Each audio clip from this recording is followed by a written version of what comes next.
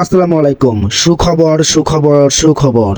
আজকে আপনাদের মাঝে এমন একটি ভিডিও নিয়ে আসলাম, সেটা আপনাদের কাস্টমার ভাইদের জন্য সুখবর আর কি। আমাদের S22 কোন আর কি আলট্রা সিরিজের যে কোনো মডেলের আর কি আপডেটের কারণে হোয়াইট ইস্যু চলে আসে পড়ে।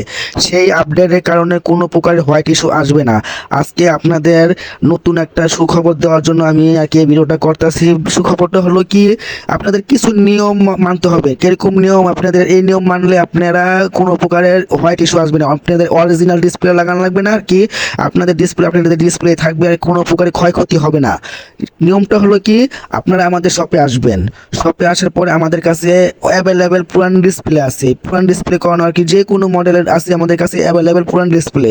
সেই ডিসপ্লে আপনাদের মাদারবোর্ডের মধ্যে লাগাবো, তারপর আমি আমার নিজের হাত দিয়ে আর কি আপডেট দিব, অথবা আপনি নিজেও আপডেট দিবেন।